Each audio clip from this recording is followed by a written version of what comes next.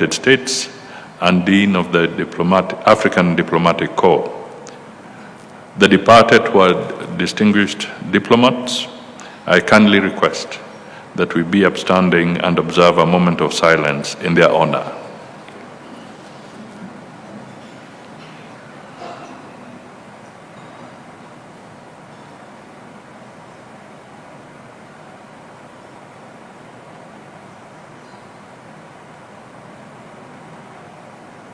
Thank you. Be seated.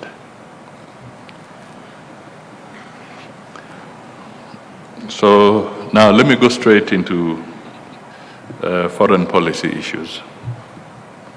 As you may be aware, the sessional paper number 1 of 2025 on the foreign policy of the Republic of Kenya was approved and gazetted in May 2025, laying the foundation for the effective implementation of Kenya's foreign policy objectives in an increasingly complex international landscape. The revamped policy seeks to elevate and position Kenya as a core state in the region, a stable economy, and a premier investment destination, an exporter of peace regionally and globally, and a reliable partner in addressing global challenges. On state visits and official visits, Kenya continues to strengthen its established diplomatic relations with a broad range of engagements that have yielded notable outcomes. These include state and official visits to the United Kingdom, Spain, China, and Japan, and an inbound official visit by His Excellency Yoweri Kaguta Museveni, President of the Republic of Uganda, from 30th to 31st July 2025. That served to strengthen bilateral relations between Kenya and Uganda. The Joint Commission for Cooperation with Iran was held, medium-term review of JCCs with Uganda, and political consultations with Ukraine, Spain, Sweden, Norway, and Azerbaijan were conducted. Additionally, Kenya participated in the recently concluded Africa-Singapore Ministerial Exchange held in Singapore and the second Africa Climate Summit held in Addis Ababa. We also participated in the TICAD conference. Kenya remains committed to forging strategic partnerships with various nations towards achieving inclusive growth, sustainable development, and shared prosperity.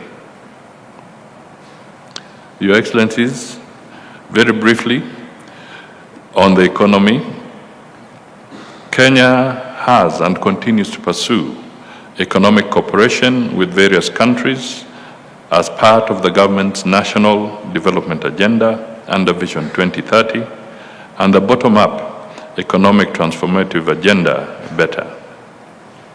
Economic and commercial diplomacy remains a key priority of Kenya's foreign policy agenda aimed at enhancing economic cooperation, promoting trade and investment.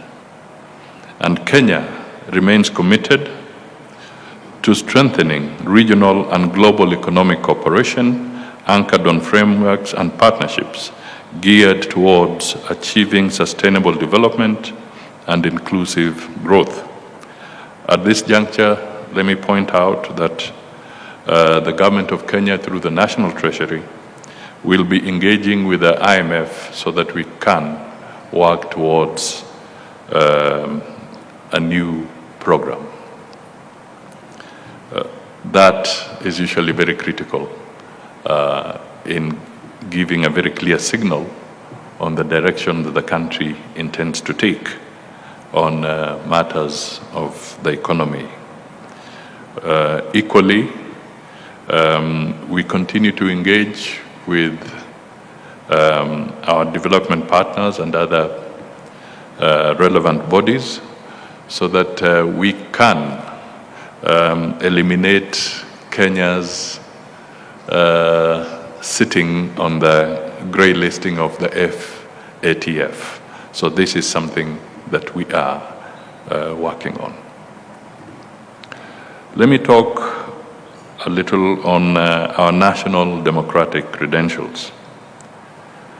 In tandem with our democratic credentials and adherence to the rule of law, His Excellency the President witnessed the swearing in of the Commissioners of the Independent Electoral and Boundaries Commission, IEBC. The IEBC is expected to conduct free, fair, and transparent elections in adherence to the Constitution and the Elections Act of 2011. I wish to assure you that the Government of Kenya remains firmly committed to safeguarding this democratic process. Kenya's progressive constitution guarantees freedom of speech, respect for human rights, and the rule of law. The government takes seriously concerns raised regarding recent reports of abductions. As a member of the Human Rights Council and the host of the Sub-Regional UN Office of the High Commissioner for Human Rights in Nairobi, Kenya remains steadfast to addressing these matters transparently and accountably. It is for this reason that on the 16th of August 2025, His Excellency the President appointed a 16-member panel of experts comprising of legal scholars and human rights advocates to oversee compensation for protest victims dating back to 2017. This is a testament to the President's steadfast commitment to justice, national healing, and the rule of law. And as the Principal Secretary did indicate, we have in our midst Professor Macau, who at an appropriate time will make some comments on this particular issue. I also want to state that formally the IEBC has communicated to the Ministry of Foreign Affairs. They would like us to syndicate an engagement between the IEBC and the diplomatic community so that they can have a separate engagement with yourselves. They are independent, but they want us to formally communicate with you so that they can give you a scope on how they intend to proceed in executing their mandate. So at some stage, there'll be communication from the Principal Secretary so that this engagement can be meaningful, constructive, and be able to allow you to understand the journey through our electoral processes. As you are aware, a case challenging the establishment of the panel of experts is before the courts, and the government remains committed to respecting due process. In the same vein, Parliament is considering the Public Order Amendment Bill 2025, which seeks to strengthen the framework for maintaining public order by ensuring respect for the Constitution and protecting public property from vandalism. The government continues to prioritize police professionalism and accountability to guarantee conduct of public order operations. The conduct of public order operations are within full respect for human rights and the rule of law. I take this opportunity to reaffirm the government's commitment to constructively engaging all stakeholders to foster peace, stability, and national cohesion for the prosperity of our country. On peace and security issues, let me pick out a few that are critical.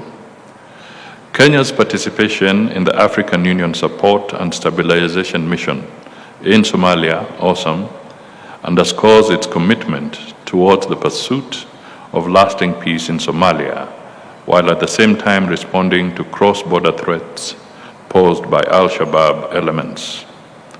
Kenya continues to call for predictable and sustainable international financing for the mission, coupled with robust logistical support, force enablers, and multipliers to strengthen OSAM's operational effectiveness. We therefore appeal to your respective governments to consider extending support to OSAM. This is particularly critical. It's a matter not just of grave concern to Kenya as countries that border our neighboring nation, Somalia, but it's also a concern within the African Union. We know there is competition for resources, unfortunately for very wrong reasons. There's competition for resources in Europe in terms of the security challenges they are facing, competition for resources within the Middle East based on the challenges they're facing. And Africa has got its share of challenges. So clearly, there is an element of fatigue in how resources can be channeled to these peacekeeping efforts. But that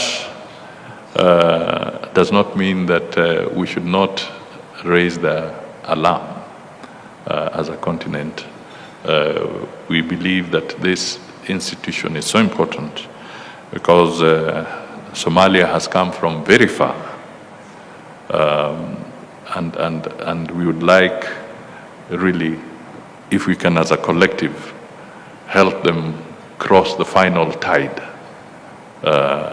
of ensuring total stability in their country. So the intervention on this would be very, very helpful.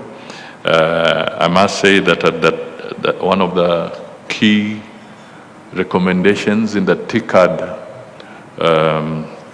summit, there was a very clear resolution amongst the resolutions of TICAD that support would be extended through the African Union for this fund.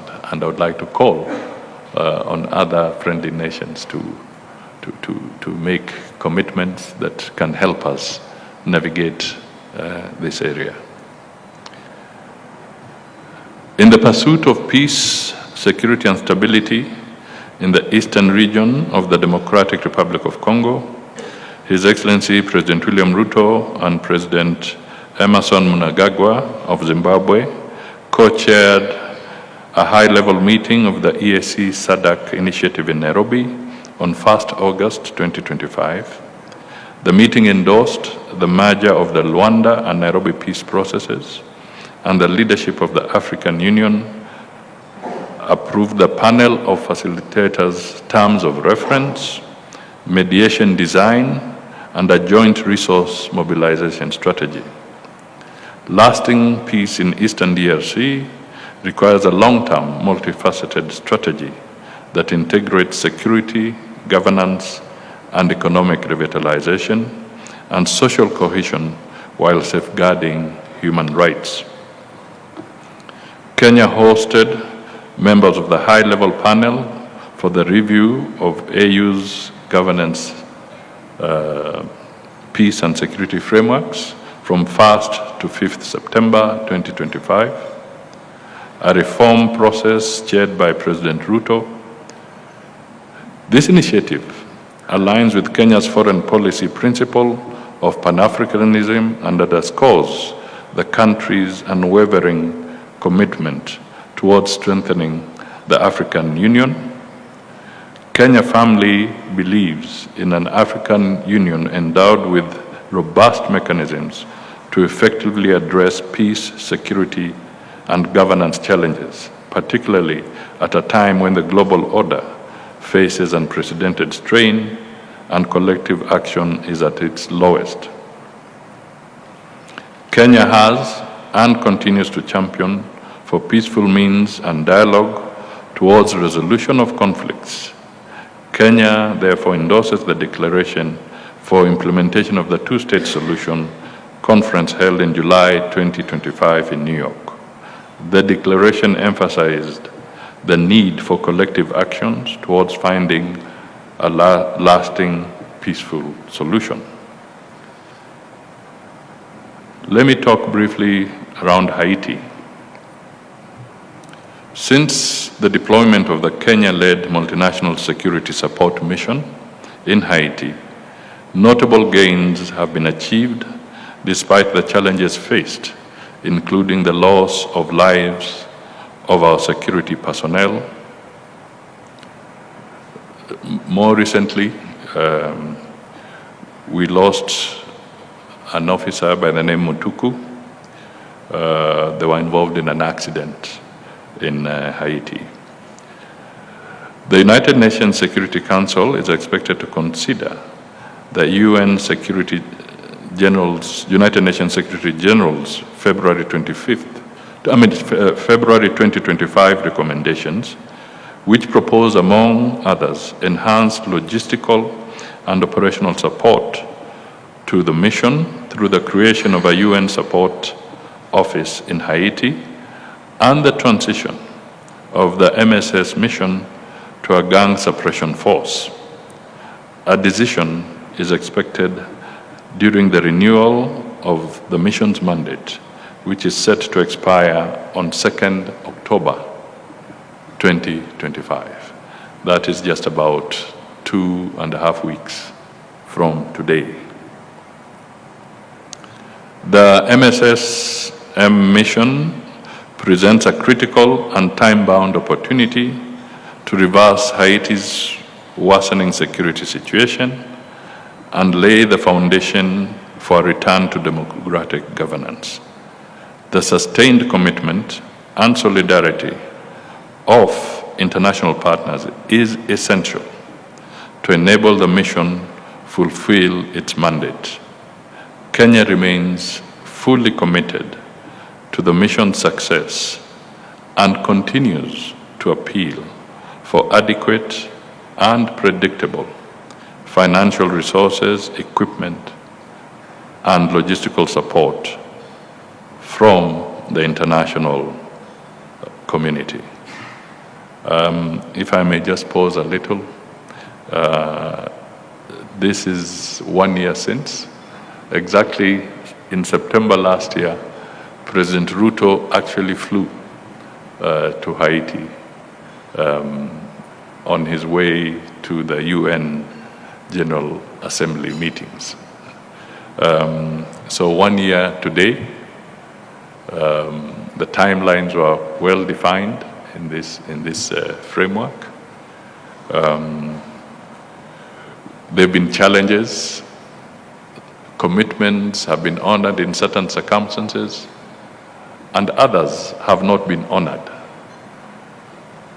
But one thing is clear: a ray of hope has appeared for the people of Haiti.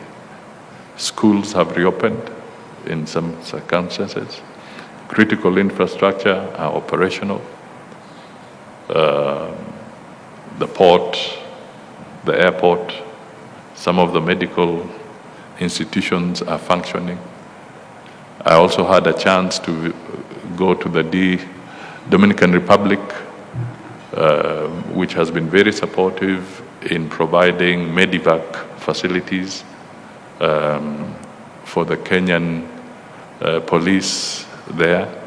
So there's a general feeling that there's indeed hope if we can all pull together and extend a hand of help in this area. So I really wish to appeal to you that strong support for clear clarity and support for the resolutions that are necessary become critical so that we can be able to move to the next level. For Kenya, one of the things that we can proudly talk of is that as we executed this mandate, 11,000 kilometers away. There has been no record of a human rights violation by the police contingent that is assigned to Haiti. Not a single complaint of Kenya's police brutality or human rights violation. So I thought I should emphasize this, because sometimes if you don't blow your own trumpet, nobody will blow it for you. So it is a good record displayed by Kenya's police service as they execute this international assignment.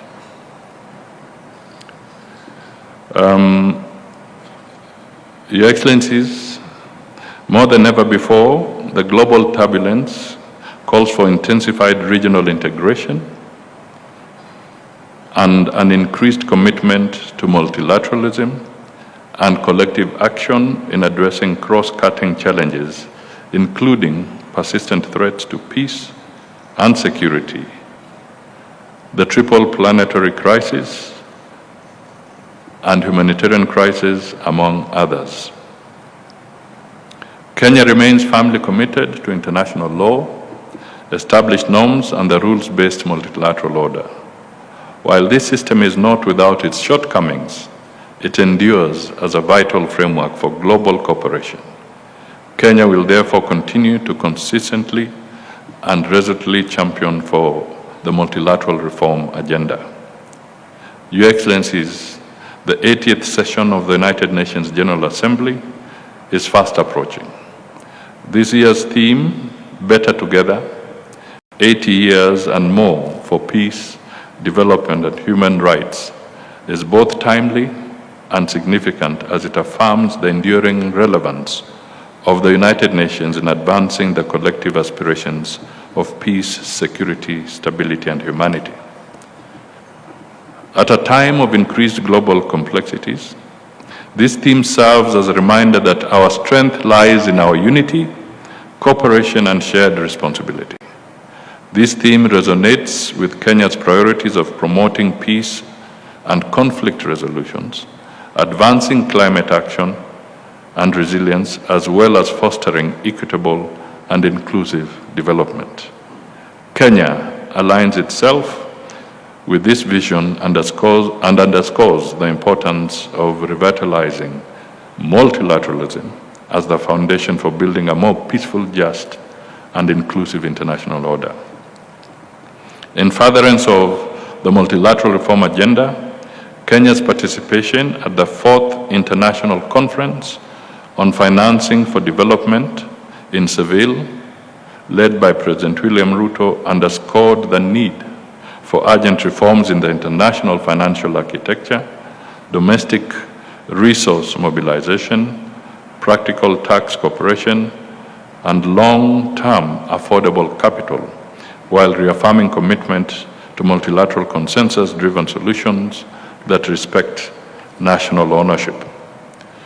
In July 2025, Nairobi had the honor of hosting the 20th Ordinary Session of the African Ministerial Conference on Environment, reaffirming our country's role as a convener and champion of Africa's common environmental agenda. This provided a platform to coordinate environmental policies, enhance implementation of regional and global environmental frameworks, and strengthen collaboration to address the continent's pressing environmental challenges, including climate change, biodiversity loss, desertification, and pollution. Building on these outcomes, Addis Ababa hosted the second Africa Climate Summit a few days ago, aimed at advancing Africa's unified voice on climate action and sustainable development, ahead of the upcoming 30th session of the Conference of Parties, COP30, to be held in Belém, Brazil. Therefore, we call upon the international community to sustain its support and commitment to multilateral environmental agreements and other related initiatives that seek to address climate change. Ladies and gentlemen, Kenya has submitted various candidatures to key international bodies, namely the candidature of Professor Phoebe Okoa for the position of Judge of the International Court of Justice, both the casual vacancy for the 2025-2027 period and the regular election for the 2027-2036 period. We have also the candidature of Mr. Mohammed Ibrahim Amin for the International Criminal Police Organization, Interpol, Executive Committee, Delegate for Africa for the 2025-2028 term. Kenya has presented its candidature for re-election to the International Maritime Organization Council under Category C for the term 2026-2027. My colleague, the Honorable Hassan Joho, Cabinet Secretary for Mining, Blue Economy and Maritime Affairs, will officially unveil the candidature on 12th September 2025, to which you are warmly invited. We appeal for your valued support as Kenya continues to champion the strengthening of multilateralism. Let me now come closer home to the United Nations office at Nairobi, Union. Kenya deeply values the long-standing strategic partnership with the United Nations. In July, His Excellency the President, Dr. William Samoei Ruto, and myself visited the United Nations office at Nairobi, Union, as well as the Union's Green Building, which is a flagship example of sustainable infrastructure in Africa and a point of pride in Nairobi's positioning as a UN city. These visits reaffirmed Kenya's unwavering commitment to facilitating the operational needs of the United Nations. The government is ready to undertake the necessary investments aimed at providing robust infrastructure, a safe and welcoming environment for UN staff and their families, and a vibrant, diverse diplomatic community. Additionally, Kenya continues to advance Nairobi as a hub for multilateral diplomacy. We welcome the Gigiri Master Plan, a major upgrade of the Union Conference facilities built in 1985. The modernization was approved through the UN General Assembly Resolution 78/253. The Gigiri Master Plan is envisaged to expand Union's capacity to accommodate up to 9,000 in-person delegates at peak capacity. This reflects the United Nations' strong commitment to supporting Union, the only UN headquarters in the Global South. Kenya looks forward to the planned relocation of operations of 3 UN agencies from New York to Nairobi, namely UNICEF, UN Women, UNFPA, and assures of the government's sustained support for the Gigiri Master Plan. On this, we were conducted on the tour by Her Excellency Madam Bangura, and I can only say she deserves a clap for being very supportive on this cause.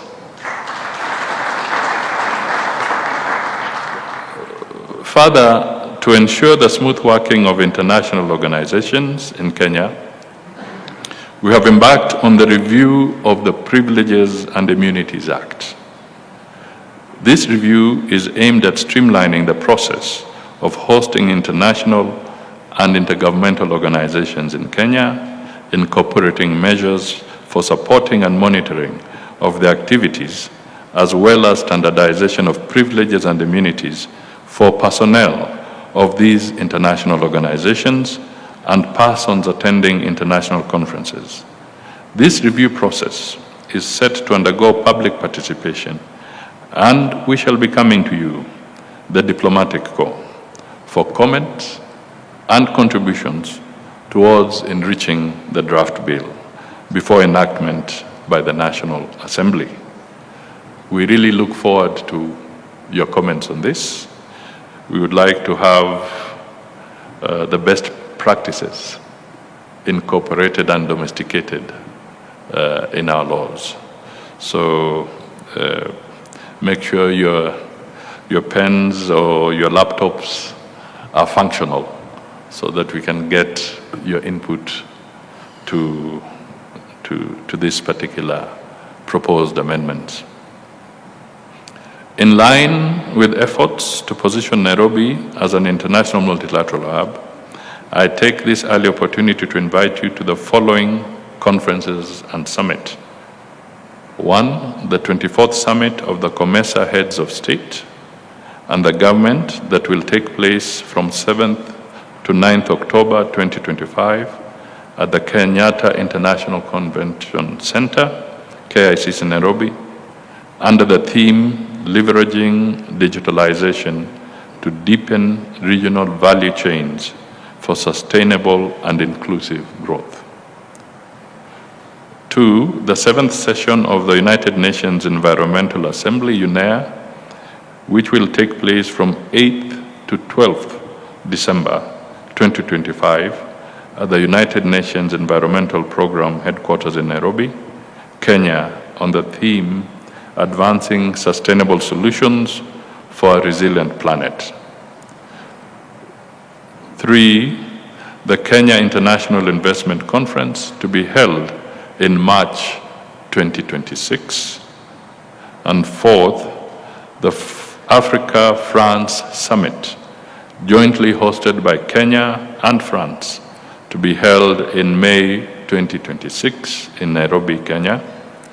Kenya will make history as the first non-Francophone African country to host